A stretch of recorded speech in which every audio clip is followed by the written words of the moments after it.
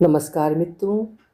आज कथा कथन में आप सुनेंगे बीकानेर से हिंदी की स्थापित और ख्याति प्राप्त लेखिका पूर्णिमा मित्रा की लिखी हुई कहानी असली सूरज। पूर्णिमा मित्रा जी लेखिका होने के साथ साथ अनुवादक भी हैं। उन्होंने बंगला साहित्य का हिंदी में काफ़ी अनुवाद किया है। प्रस्तुत है उनकी कहानी मेरी आवाज़ में। मैं हूँ सीमा सिंह। शाम हो चली थी। छत पर गुनगुनी गुलाबी धूप सेकने का मुंह छोड़ स्वर्णिमा ने पुस्तक समीक्षा की फेयर कॉपी को हैंडबैग के हवाले किया। छत पर टहलने के लोभ पर लगाम कस वो नीचे उतरकर रसोई घर की तरफ बढ़ गई। चाय का पानी गैस बर्नर पर चढ़ा वो बेसन को घोलने लगी। इतने में 75 साल की रमोला बच्चों की तरह मचलने लगी। अरे सोनू, बिना केक के मुझे चाय बिल्कुल नहीं अच्छी लगती। मिंटू के बेटे टीटू को तो आ जाने दो। निर्मला आंटी का हालचाल पूछने जाऊंगी तो लौटते वक्त केक, दही और सब्जी भी ले आऊंगी। फुर्ती से माँ के पास आकर सोनू ने उत्तर दिया और बिना रुके वापस रसोई घर में घुस गई। ये दोनों माँ बेटे आते ही टीवी फुल वॉल्यूम में चलाकर आपस में बकर बकर करने लगते हैं। इतने दिनों से बीमार पड़ी हूँ, मुझे तो कोई देखने नहीं आता। एक निर्मला जी हैं। रमोला ने शिकायतों का पिटारा खोलना शुरू कर दिया। झुंझलाहट को दबाकर सोनू माँ का दिल बहलाने के अंदाज में बोली, चाय और ब्रेड पकोड़े बना रही हूँ, फिर बड़े फ्लास्क में रखे गुनगुने पानी से तुम्हें स्पंज करा दूंगी। चाय बनाकर उसने छोटे नीले फ्लास्क में रखकर ब्रेड पकोड़े तश्तरी में सजा दिए। गुनगुने पानी से भरा हल्के हरे रंग का टब और छोटा तौलिया लिया और माँ के पास आकर उसे फुर्ती से स्पंज करा दिया। रूखे बालों पर कंघी फेरते ही रमोला को राहत का अनुभव हुआ। इतने में टीटो ने दरवाज़ा पीटना शुरू कर दिया। अरे टीटो, जरा रुक, तेरी नानी के सिर पर जरा तेल तो लगा दूं। माँ के सिर पर तेल चुपड़कर उसने माँ के बालों की चोटी बना दी। इन सभी चीज़ों को यथास्थान रख उसने दरवाज़ा खोल दिया। टीटो के चेहरे में किंचित विरक्ति का भाव देख उसने पूछ लिया, क्यों रे, तेरी माँ तेरी नानी की कंघी चोटी शैम्पू नहीं करती? टीटो सोनू की बात अनसुनी कर सीधे टीवी के रिमोट की तरफ लपका। सोनू ने ब्रेड पकोड़े की तश्तरी को पास रखी तिपाई पर रखा, फिर माँ को चाय का गिलास पकड़ाकर तैयार होने बाथरूम में घुस गई। तैयार होकर घर से बाहर निकलते वक्त उसने टीटो को पुकारा, टीटो दरवाज़ा बंद कर ले, फ्लास्क में रखी चाय पी लेना, मैं ज़रा बाजार से होकर आती हूँ। ओके मौसी। माँ बाप के अलगाव का दंड भुगत रहे टीटो ने जवाब दिया और मस्ती से ब्रेड पकौड़ा को तरना शुरू किया। घर से 12 कदम निकलते ही उसे मोनालिसा स्कूटी स्टार्ट करती दिखी।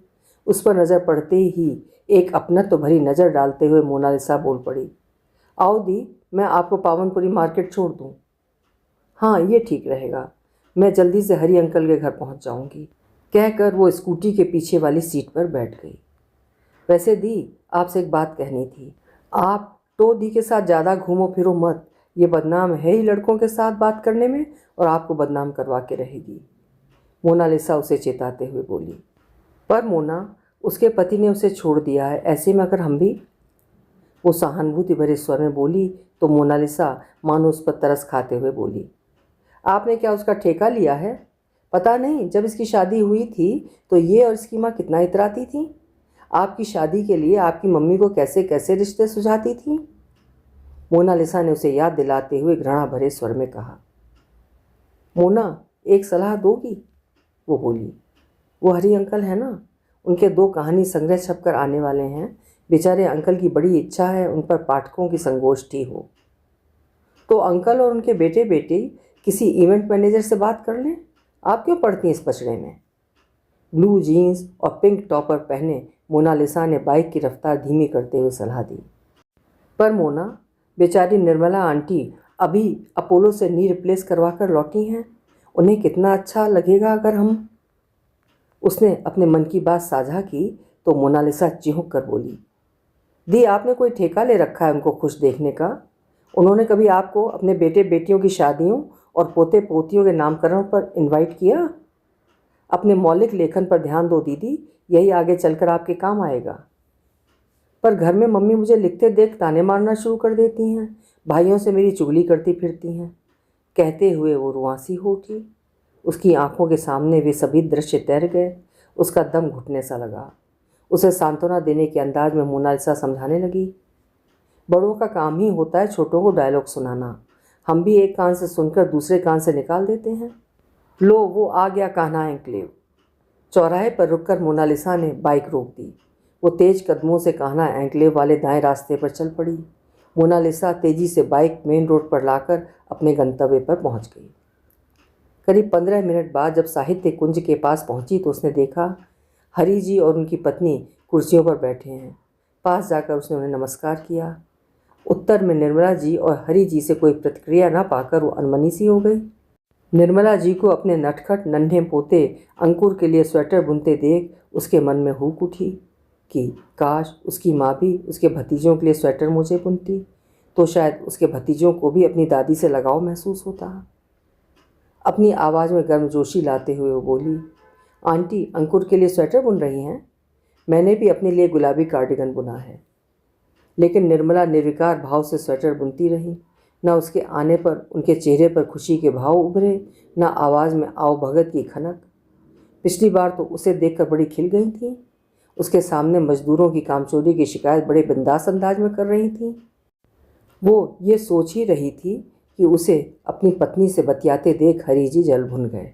उसे चिढ़ाते हुए बोले, सुना है आजकल आप अपने आप को साहित्य समीक्षिका कहलाना ज़्यादा पसंद करती हैं। मैं तो आपकी मेरी प्रिय कहानियों की समीक्षा की फेयर कॉपी देने आई थी।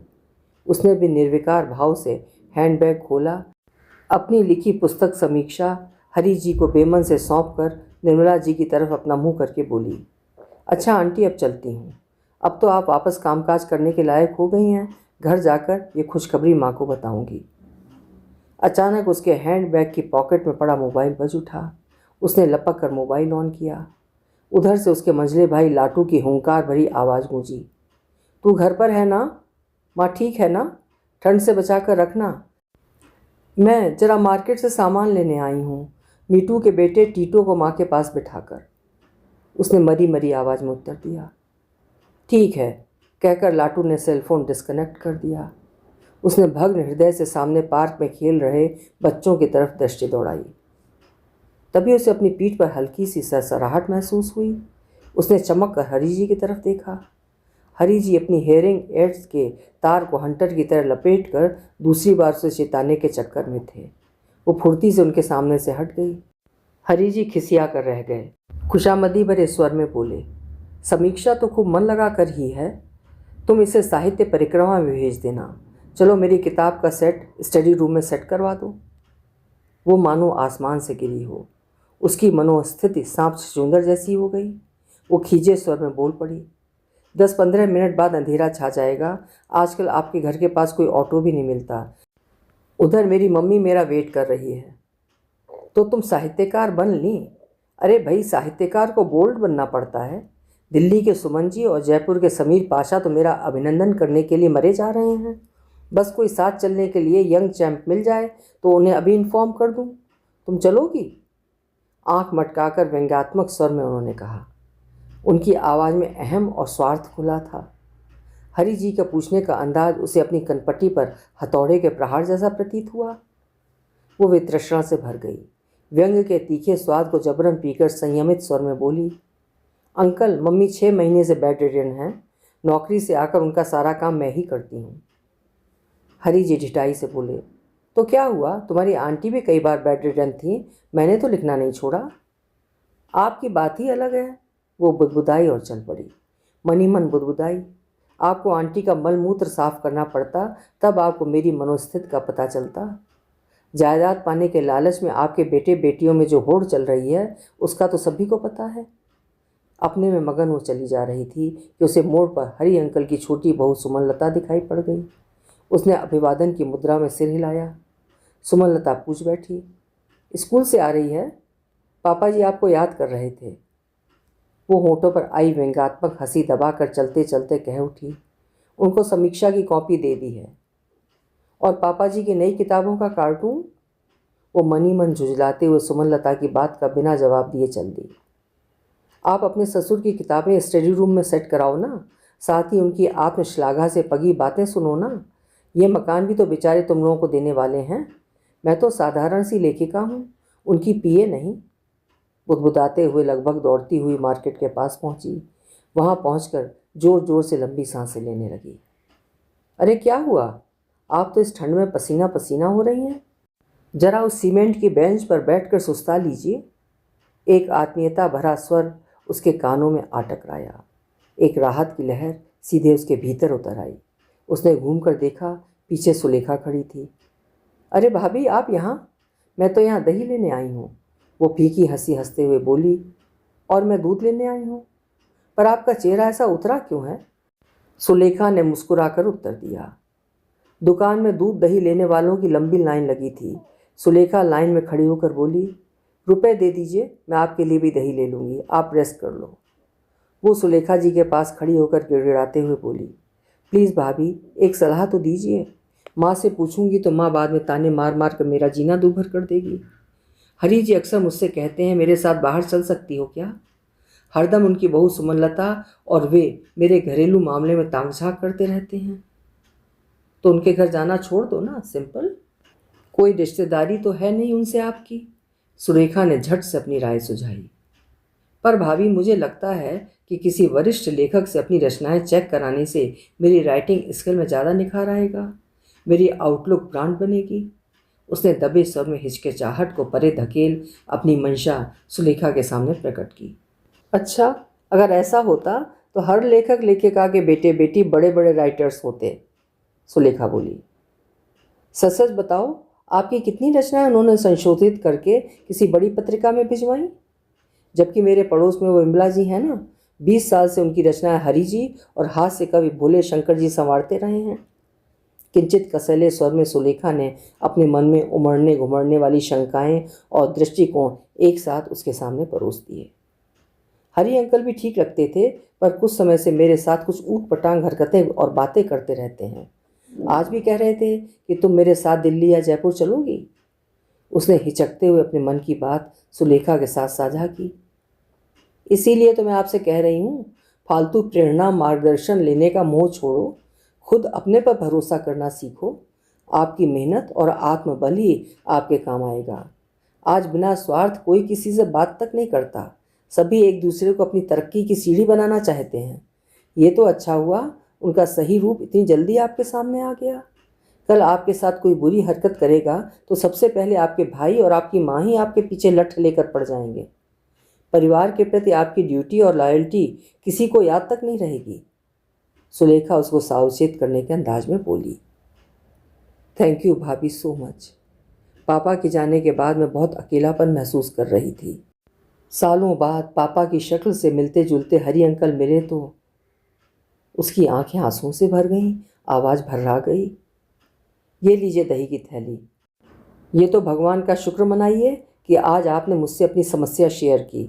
मैं भी जो बात आपसे कहना चाहती थी आपसे बेखटके कह सकी।